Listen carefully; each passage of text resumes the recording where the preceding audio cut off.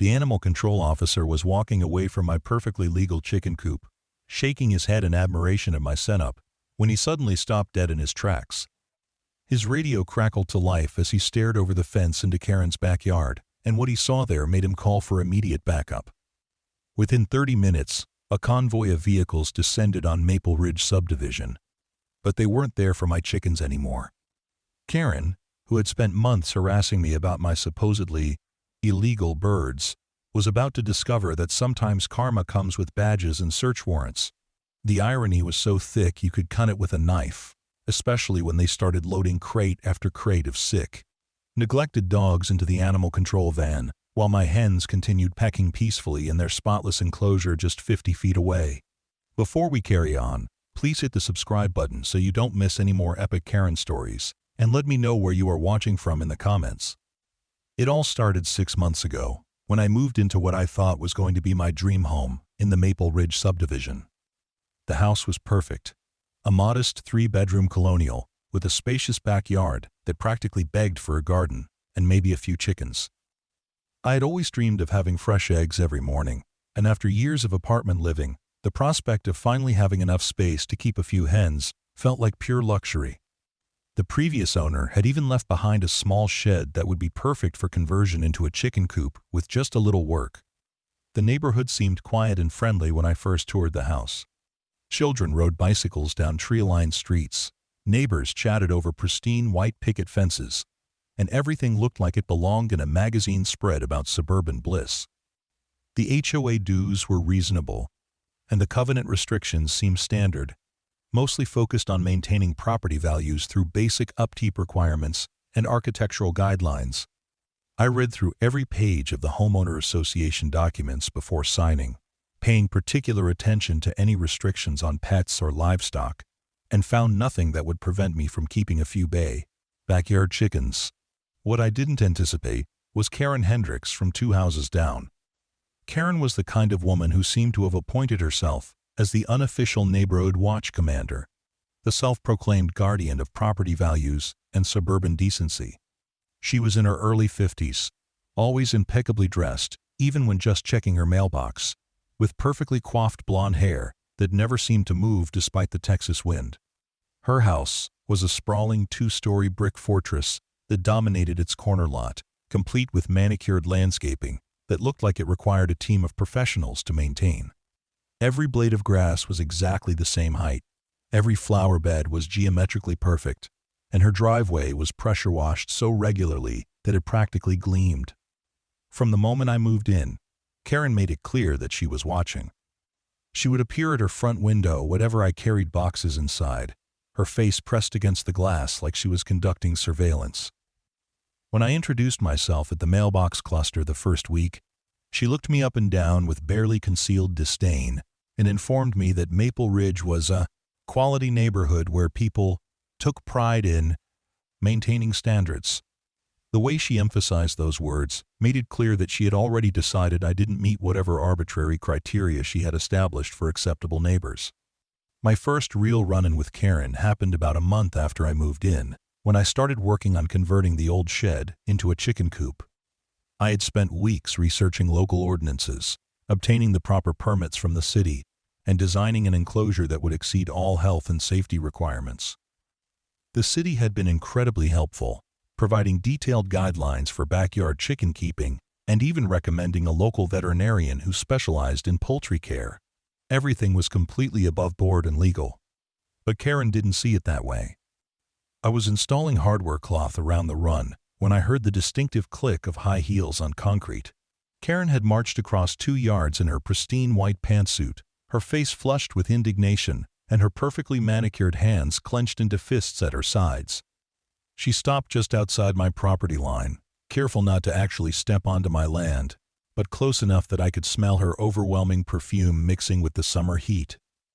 "Excuse me," she said, her voice dripping with the kind of false politeness that barely concealed seething anger. "What exactly do you think you're doing?" I looked up from my work, wiping sweat from my forehead with the back of my glove. "Building a chicken coop?" I replied simply, gesturing toward the partially constructed enclosure. "Getting ready to add a few hens to the family." Karen's eyes widened, as if I had just announced plans to build a nuclear reactor in my backyard. Chickens? You can't keep chickens here. This is a residential neighborhood, not some rural farm. There are laws about these things, health codes, property values to consider. I set down my tools and walked over to where she stood, pulling the folded permit papers from my back pocket. Actually, I checked with the city before starting this project. Backyard chickens are completely legal here as long as you follow the guidelines. Which I am. I have all the proper permits, and the coup design has been approved by the building department. Karen barely glanced at the official documents before waving them away dismissively. I don't care what some paper says. This is inappropriate for our neighborhood. The smell, the noise, the mess, it's going to attract rats and lower everyone's property values. I'm calling the HOA board about this tonight. Before I could respond, she had turned on her heel and stalked back to her house, leaving me standing there with my mouth open. I had expected maybe some curiosity from neighbors about my chicken project, perhaps even some enthusiasm from families with children who might enjoy watching the birds. What I hadn't expected was immediate hostility from someone who lived 2 houses away and wouldn't be affected by my chickens in any measurable way. That evening, my phone rang at exactly 7:30. The caller ID showed a number I didn't recognize, but when I answered, a crisp, professional voice introduced himself as David Morrison, president of the Maple Ridge HOA board. He explained that there had been a complaint filed regarding potential violations of neighborhood covenants and asked if I could attend an emergency board meeting the following Tuesday to discuss the matter. I spent the weekend preparing for what I assumed would be a simple clarification of the rules. I printed copies of all my permits, researched successful backyard chicken operations in similar neighborhoods, and even prepared a presentation showing how properly managed chickens could actually benefit the community through pest control and waste reduction. I was confident that once the board saw how thoroughly I had researched and planned everything, they would give their blessing to the project. The HOA meeting was held in the community center of a nearby subdivision, a sterile conference room with fluorescent lighting and the kind of beige carpet that seemed designed to drain all personality from any gathering. 5 board members sat behind a folding table that had seen better days, with David Morrison, a tired-looking man in his 60s, occupying the center chair. To his right sat Karen, who apparently served as the board's compliance officer, a position that seemed tailor-made for someone with her particular talents for finding fault with others. I presented my case methodically, showing the permits, explaining the health benefits of fresh eggs, demonstrating how my coup design would minimize any potential noise or odor issues, and emphasizing that everything I planned to do was completely legal under both city ordinances and the HOA covenants as written. The other board members seemed reasonably impressed with my preparation and asked thoughtful questions about maintenance and care procedures. Karen, however, wasn't interested in facts or regulations. She had prepared her own presentation, complete with printed articles about salmonella outbreaks, allegedly linked to backyard chickens, property value studies that she claimed showed livestock reduced home prices, and testimonials from other neighborhoods where chicken keeping had supposedly led to rat infestations and noise complaints.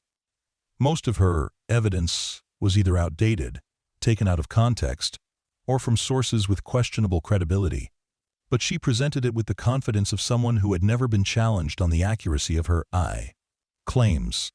Furthermore, Karen announced, shuffling through her papers with theatrical precision, I've been in contact with several other homeowners who share my concerns about this proposal. Mrs. Patterson is worried about the smell affecting her garden parties. The Johnsons are concerned about property values given that they're planning to sell next year, and the Rodriguezes have specifically mentioned noise concerns since they have a new baby. I had to bite my tongue to keep from pointing out that I had spoken with all of those neighbors personally during my planning process, and none of them had expressed any concerns whatsoever. In fact, Mrs. Patterson had seemed delighted at the prospect of having a source of fresh eggs nearby, and the Rodriguezes had asked if their children could help feed the chickens once they were old enough. Karen was clearly misrepresenting their positions, if she had spoken to them at all. The board ultimately decided to table the discussion pending a review of the covenant language and consultation with the HOA's legal counsel. It was a frustrating delay, but I understood their need to be thorough.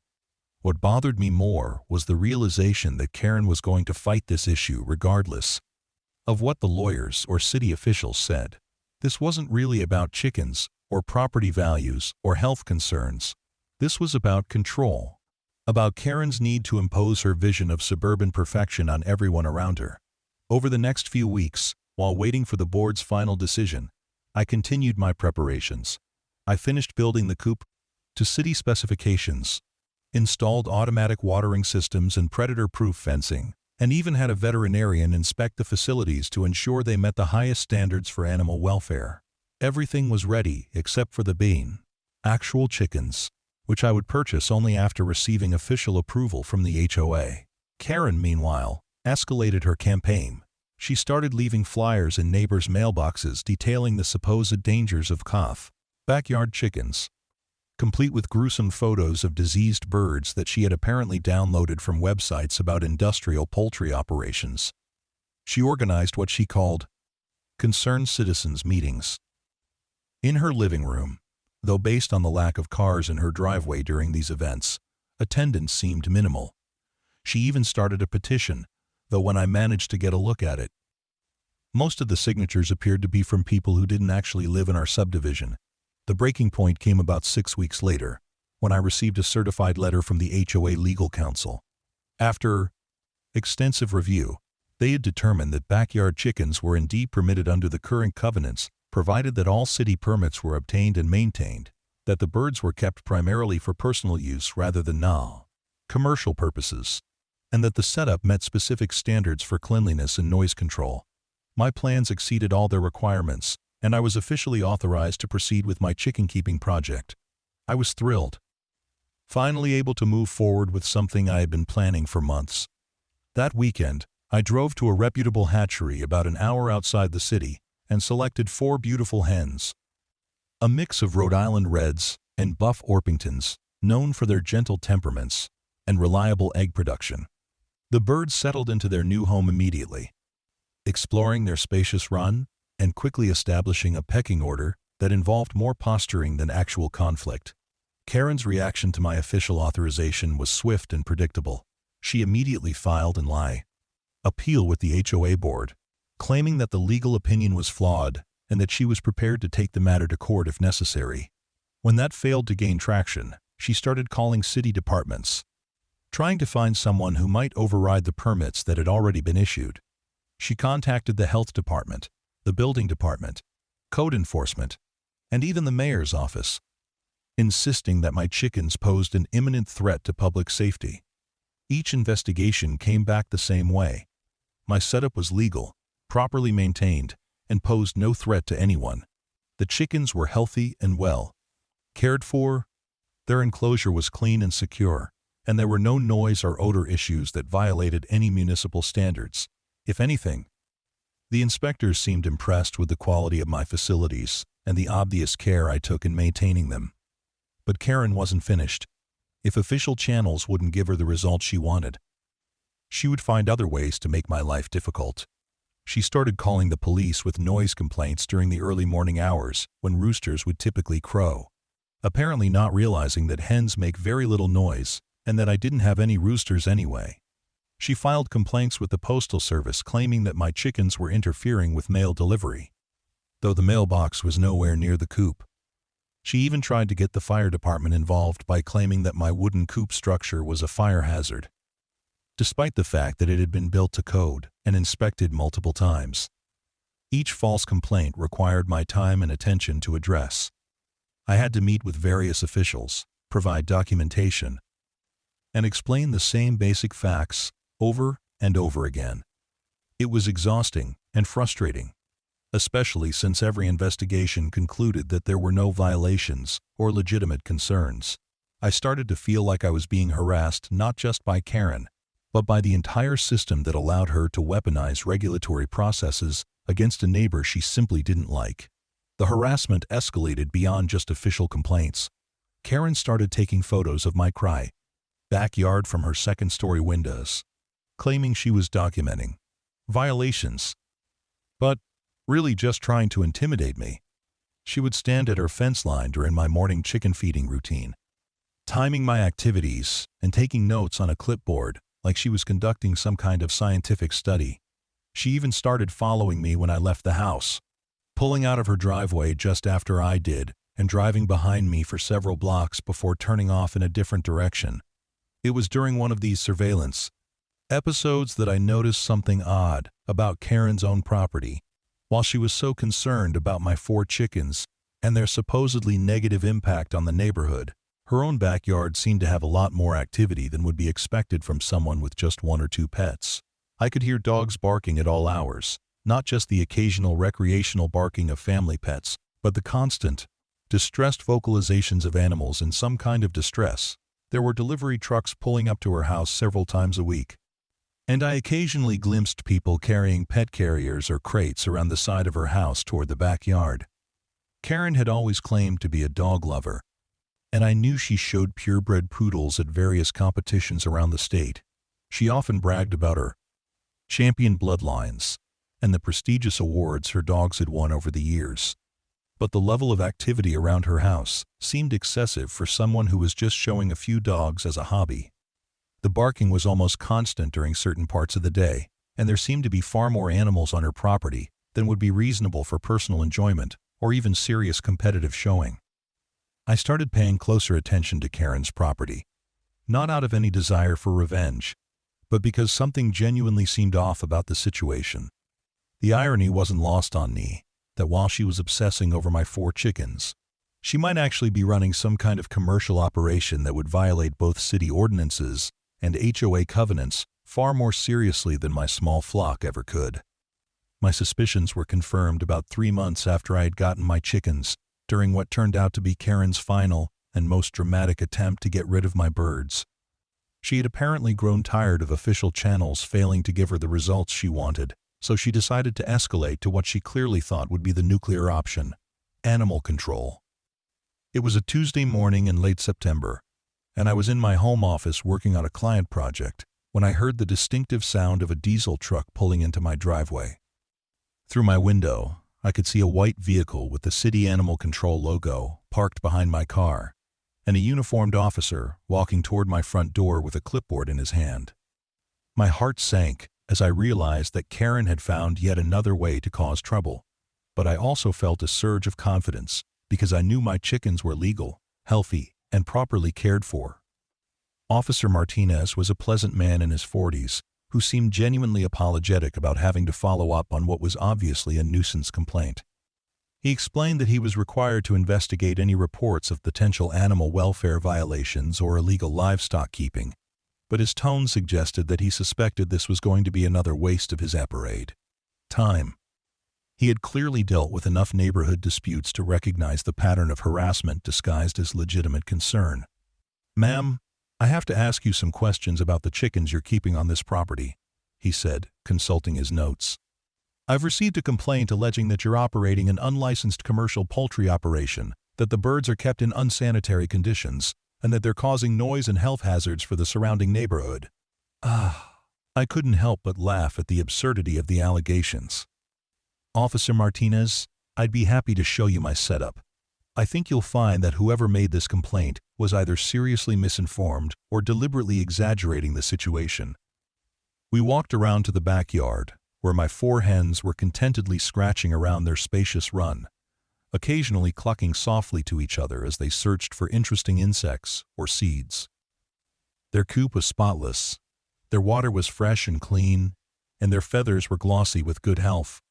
The entire area smelled like nothing more offensive than wood shavings and fresh straw. Officer Martinez spent about 20 minutes examining everything, checking the security of the fencing, looking at the cleanliness of the water and food containers, observing the behavior of the birds, and reviewing all my permits and documentation.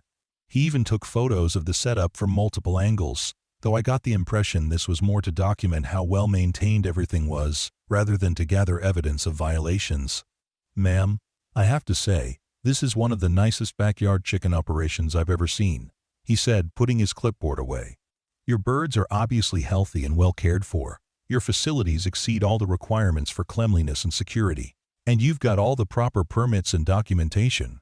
Whoever complained about this setup was either looking at someone else's property or has some seriously unrealistic expectations about what constitutes a problem.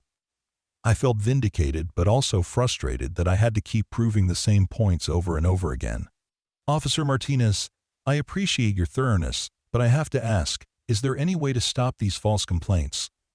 This is probably the 10th time in the past few months that I've had to deal with various officials investigating my chickens, and every single inspection has reached the same conclusion. At what point does this become harassment? Officer Martinez nodded sympathetically. I understand your frustration, and you're right that repeated false complaints can constitute harassment. Unfortunately, we have to investigate every complaint we receive, but I will note in my report that this appears to be part of a pattern of nuisance calls. If the same person keeps filing false reports, we can eventually take action against them for misuse of city services. As we were finishing our conversation and walking back toward the front of the house, Officer Martinez suddenly stopped in his tracks. He was looking over the fence that separated my property from Karen's, and his expression had changed from professional routine to serious concern. I followed his gaze and tried to see what had caught his attention. From my angle, I could only see a small portion of Karen's backyard, but what was visible told a disturbing story. There were at least a dozen wire crates stacked along the side of her house, and I could see dogs moving around inside them. The crates were too small for the size of the animals they contained, and several of the dogs appeared to be in poor condition, with matted fur and what looked like untreated skin conditions. The smell that I had always attributed to landscaping chemicals or fertilizer was actually coming from inadequately cleaned animal waste. Officer Martinez pulled out his radio and called for backup, requesting that additional animal control officers respond to investigate potential animal cruelty and unlicensed breeding operations. As we waited for the other officers to arrive, he explained that what he was seeing through the fence gaps was consistent with illegal puppy mill operations, which were a major problem in the area and carried serious criminal bass penalties. Ma'am, I'm going to need you to stay available in case we have questions, but I want you to know that this situation has nothing to do with your chickens, he said. What I'm seeing over there is potentially a serious case of animal neglect and illegal commercial breeding. If I'm right about what's going on, the person who complained about your 4 well-cared-for hens is actually running an operation with dozens of dogs in substandard conditions. End quote. Within 30 minutes, my quiet suburban street had been transformed into what looked like a major crime scene.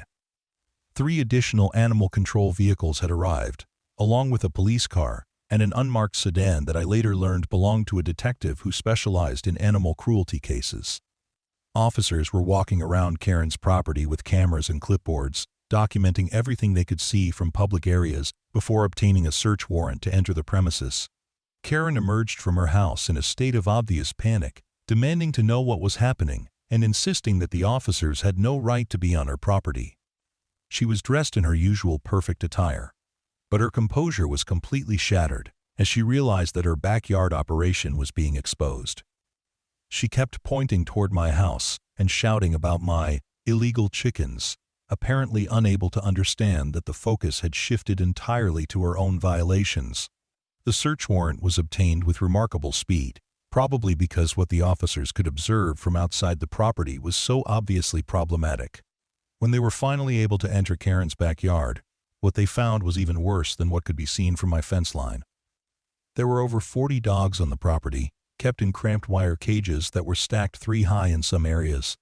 Many of the animals showed signs of neglect, including untreated medical conditions, inadequate food and water, and waste-covered living conditions that violated every standard for animal welfare. I watched from my front window as officer after officer carried crate after crate of dogs out to the animal control vehicles. Some of the dogs were obviously purebred poodles in various sizes and colors, but there were also several other breeds and mixed-breed animals that suggested Karen was running a much larger and more indiscriminate breeding operation than she had ever admitted to. The animals ranged from puppies that couldn't have been more than a few weeks old to adult dogs that appeared to have spent their entire lives in cages. The most disturbing discovery was a section of Karen's basement that had been converted into additional breeding facilities, with dozens more cages containing nursing mothers and their litters. The conditions there were even worse than what had been found outside, with minimal ventilation, inadequate lighting, and clear evidence that basic sanitation had been ignored for extended periods.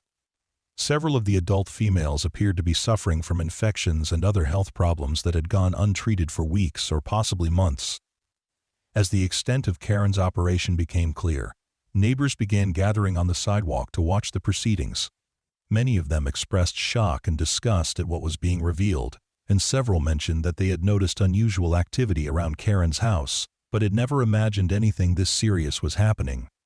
Mrs. Patterson, the elderly woman who lived next door to Karen, told Officer Martinez that she had been complaining to the HOA for months about the smell and noise coming from Karen's property, but had been dismissed because Karen was on the board herself. The investigation continued for nearly 6 hours, with officers documenting everything, interviewing neighbors, and removing animal after animal from the property. A veterinarian was called to the scene to assess the health of the rescued dogs and determine which ones needed immediate medical attention. Many of the animals were dehydrated, underweight, and suffering from untreated injuries or infections that suggested they had been neglected for extended periods. Karen was arrested late that afternoon on multiple charges including animal cruelty, operating an unlicensed breeding facility, violating city ordinances regarding commercial operations in residential areas, and tax evasion related to unreported income from dog sales.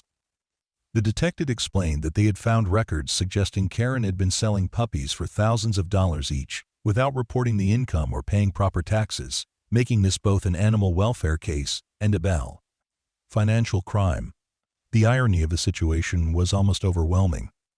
Karen, who had spent months harassing me about my 4 healthy, legal chickens, was running a massive illegal operation that violated every principle she claimed to care about. While she was complaining about my birds allegedly affecting property values, she was operating a puppy mill that would have lowered home prices throughout the neighborhood if anyone had known about it.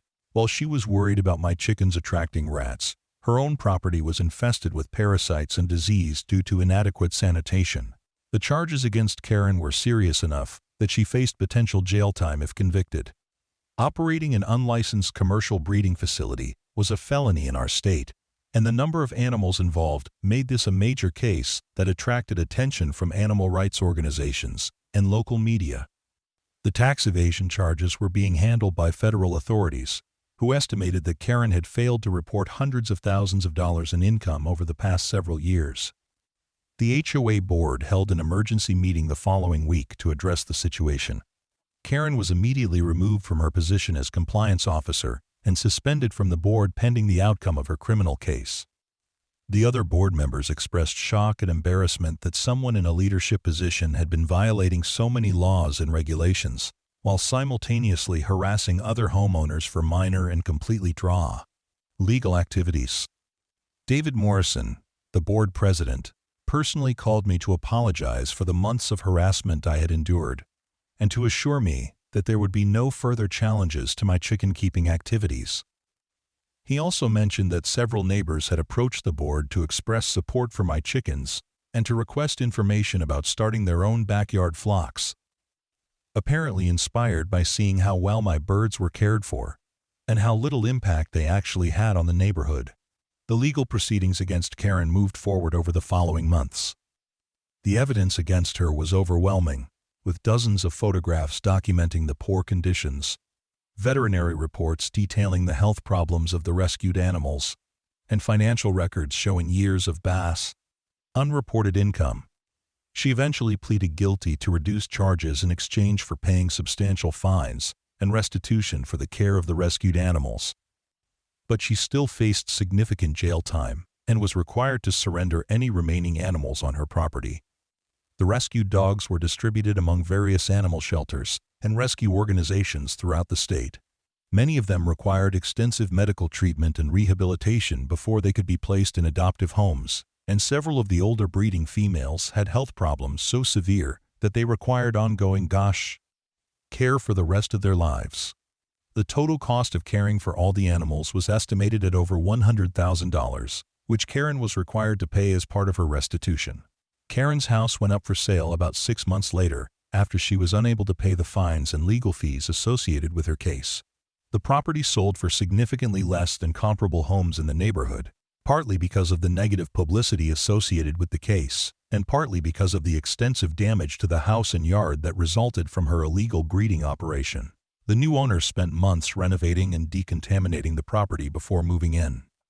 The transformation of the neighborhood in the wake of Karen's arrest was remarkable. Without her constant complaints and surveillance, the atmosphere became much more relaxed and friendly. Neighbors started talking to each other more openly. Children played in their yards without feeling watched, and several families even started their own small gardens or chicken coops after seeing how successful my setup had been. Mrs. Patterson, who had been one of Karen's closest neighbors and had suffered the most from the noise and smell of the puppy mill, became one of my biggest supporters. She often brought her grandchildren over to watch my chickens and even asked if she could purchase fresh eggs on a regular basis. The Rodriguezes, whom Karen had claimed were opposed to my chickens, actually asked for advice about starting their own flock and eventually added 3 hens to their backyard family. The most satisfying development was when Officer Martinez stopped by a few months later to check on my chickens as part of a routine follow-up inspection. He spent a few minutes observing the birds and reviewing my maintenance records, then complimented me again on the quality of my setup and the obvious care I took in maintaining it. As he was leaving, he mentioned that my case had become something of a legend at the Animal Control Office. An example of how complaints driven by personal animosity, rather than legitimate concerns, could sometimes lead to the discovery of actual problems. "You know," he said, scratching one of my hens behind the head as she pecked around near his feet. "In all my years doing this job, I've never seen a case where someone complaining about legal, well-maintained animals turned out to be running such a serious illegal operation themselves. Your chickens probably saved dozens of dogs from continued abuse just by being the target of a jealous neighbor's harassment." My 4 hens continued to live their peaceful lives, laying fresh eggs every morning and providing endless entertainment for neighborhood children who loved to watch them scratch and peck around their run. They had no idea that they had become inadvertent heroes in the fight against animal cruelty, or that their presence had led to the exposure of one of the largest illegal breeding operations ever discovered in our county. The eggs they produced were delicious, with bright orange yolks and rich flavor that made store-bought eggs seem pale and tasteless by comparison. I shared them with neighbors, used them in baking projects, and enjoyed fresh omelets every weekend. The simple pleasure of collecting warm eggs from the nesting boxes each morning never got old, and I often reflected on how a project that had started as a way to enjoy fresh food had ended up changing the entire character of our neighborhood. Karen's story became a cautionary tale that spread far beyond our subdivision. Local media covered the case extensively, using it as an example of how appearances could be deceiving, and how those who were quickest to judge others might have the most to hide themselves. Animal rights organizations used the case to educate people about the signs of illegal breeding operations and the importance of reporting suspected animal abuse. The case also led to changes in how the city handled complaints about backyard chickens and other small-scale animal keeping. Officials recognized that many complaints were driven by personal disputes rather than legitimate concerns, and they developed new procedures for investigating repeated false reports and protecting responsible animal owners from harassment. As I write this story, nearly 2 years have passed since that dramatic Tuesday morning when Officer Martinez discovered Karen's illegal operation. My chickens are healthy and happy, still laying eggs and entertaining visitors with their gentle personalities and amusing antics. The neighborhood has settled into a peaceful routine, with neighbors who actually know and care about each other, rather than living in fear of constant surveillance and criticism. Sometimes I still think about the irony of what happened. Karen spent months trying to prove that my legal, healthy, well-cared-for chickens were somehow a threat to the neighborhood, when all along she was running an operation that actually posed serious risks to both animal welfare and community health. Her obsession with controlling everyone else's behavior had blinded her to the illegal and harmful nature of her own activities. The lesson, I suppose, is that those who are quickest to point fingers at others might want to examine their own actions first. Karen's determination to find fault with my chickens led directly to the discovery of her puppy mill, proving once again that what goes around comes around, often in the most unexpected ways. My hens continued to cluck peacefully in their backyard paradise, blissfully unaware that they had helped bring down the neighborhood's biggest hypocrite and saved dozens of dogs in the process. But the story didn't end there. About 8 months after Karen's arrest, I received an unexpected phone call that would prove just how far-reaching the consequences of her actions had become. The caller identified herself as Detective Sarah Chen from the state's Organized Crime Task Force, and she wanted to meet with me to discuss what she called additional developments in Karen's case. Detective Chen arrived at my house the following afternoon, a sharp-eyed woman in her 30s who carried herself with the confidence of someone accustomed to dealing with complex criminal investigations. She accepted my offer of coffee and spent a few minutes admiring my chickens before getting down to business, explaining that Karen's puppy mill had been just the tip of the iceberg in a much larger operation. What we initially thought was a local breeding operation turned out to be part of a multi-state network, Detective Chen explained, pulling out a thick folder filled with photographs and documents. Karen was essentially a middleman, taking puppies from larger commercial breeding facilities in neighboring states and selling them locally at premium prices by claiming they were from her own champion bloodlines. The detective showed me evidence that Karen had been purchasing sick and poorly bred puppies from notorious puppy mills in states with less stringent animal welfare laws, then bringing them to Texas, where she would forge registration papers and health certificates before selling them to unsuspecting families for thousands of dollars each. Many of the puppies sold through her operation had serious genetic defects or health problems that didn't manifest until months after the sales, leaving families with enormous veterinary bills and heartbroken Bayteen children.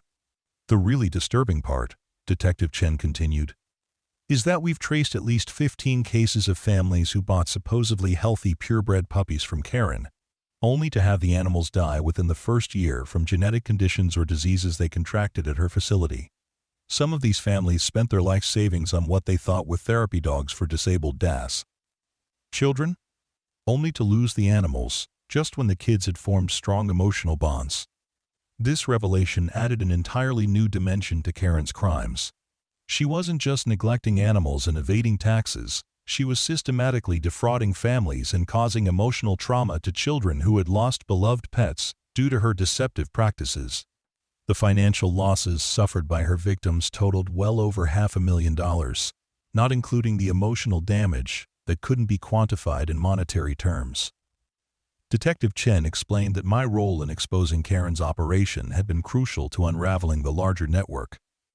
The investigation triggered by Officer Martinez's discovery had led to raids on similar operations in 3 other states, resulting in the rescue of hundreds of additional animals and the arrest of several other individuals involved in the trafficking scheme.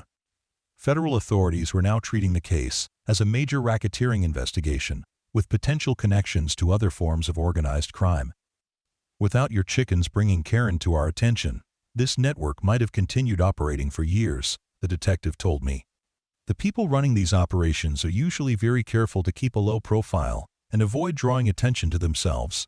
Karen's obsession with harassing you was the mistake that brought down the entire organization. The scope of the investigation continued to expand over the following months.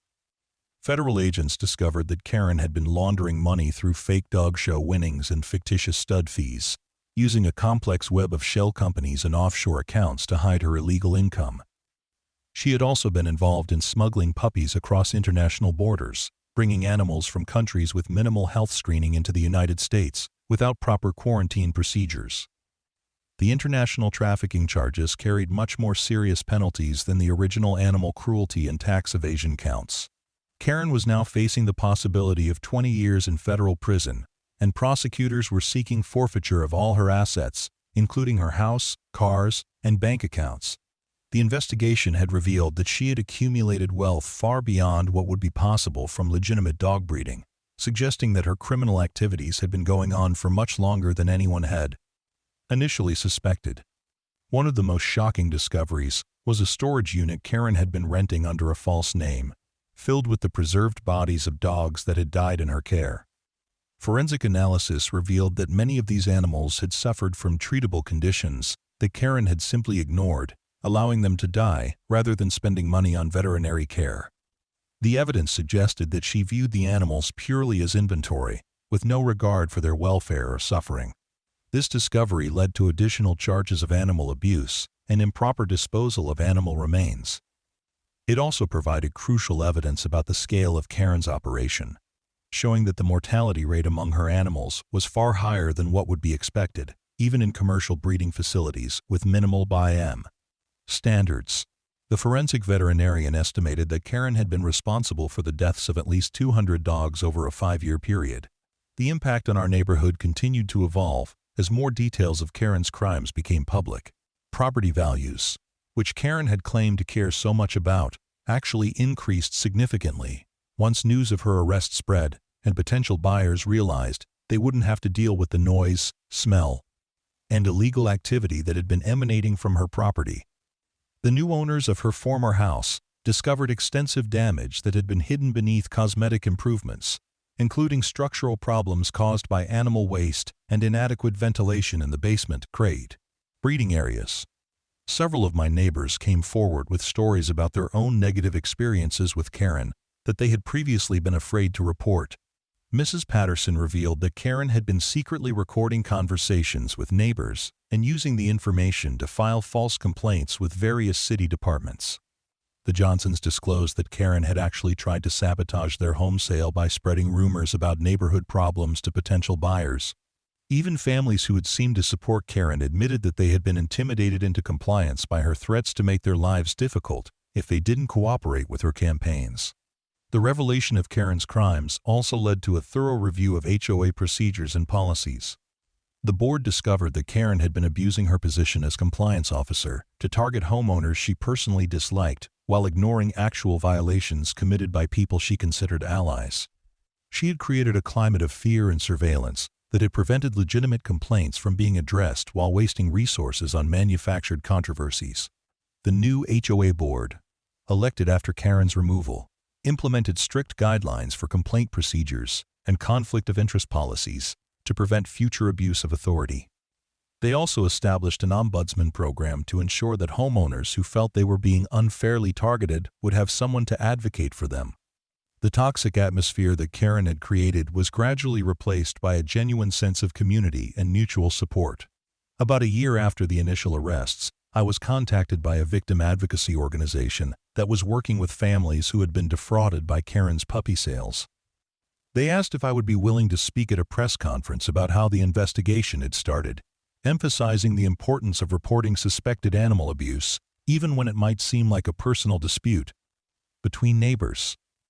The press conference was held at the city animal shelter, surrounded by some of the dogs that had been rescued from Karen's operation and successfully rehabilitated.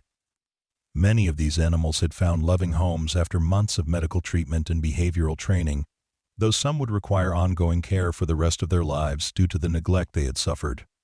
Seeing these dogs healthy and happy, playing with their new families, made all the harassment and frustration I had endured seem worthwhile.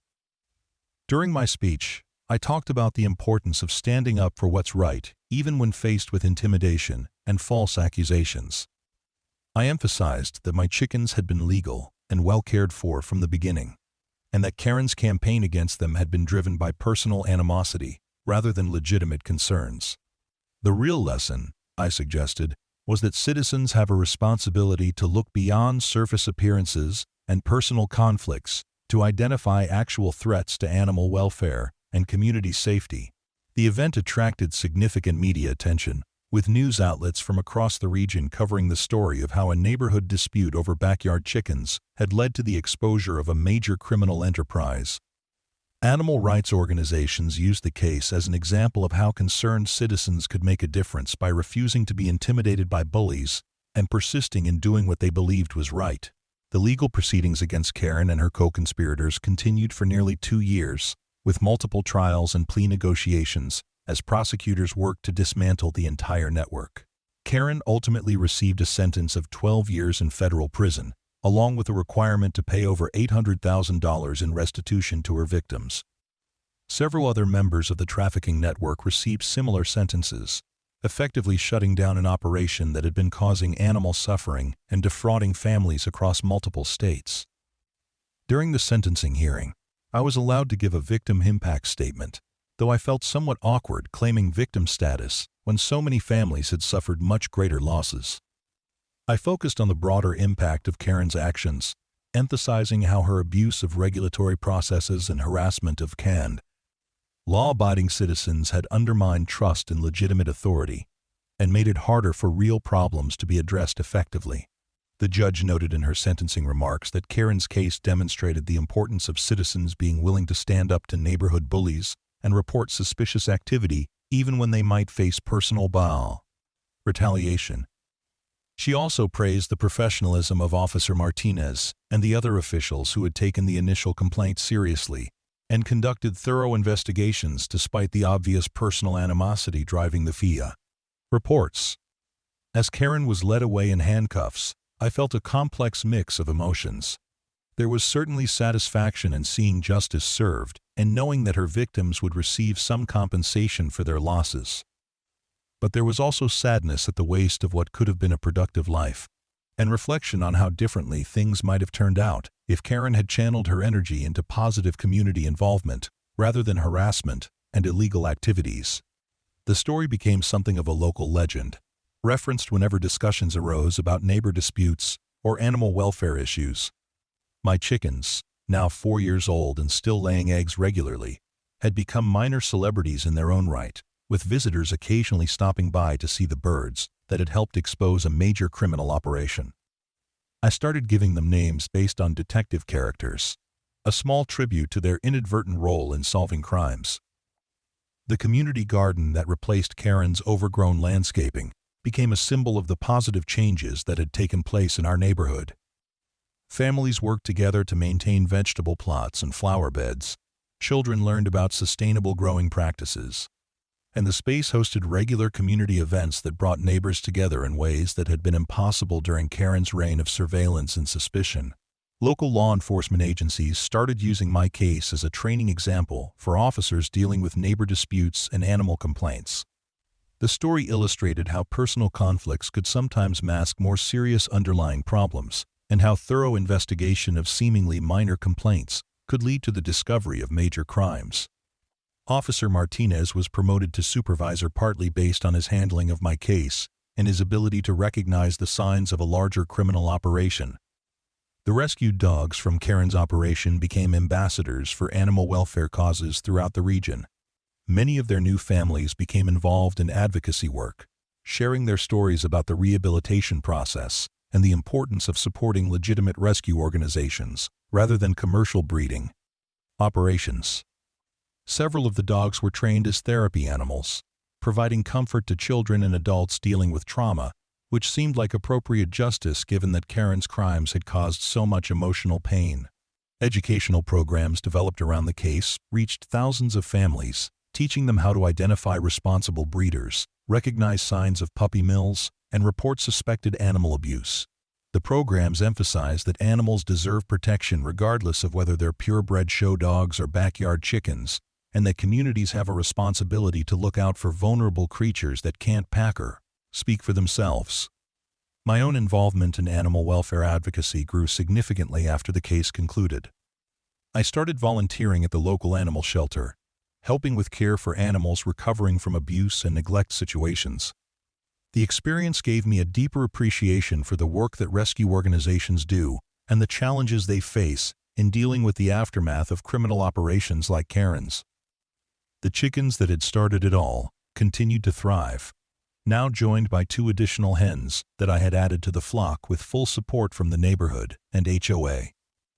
Their morning egg-laying routine had become a peaceful ritual that helped me start each day with gratitude for simple pleasures and reflection on how much had changed since that first confrontation with Karen over my Coop construction. Years later, when new neighbors moved into the house where Karen had lived, I made sure to welcome them properly and share the positive aspects of community life while being honest about the history of their property.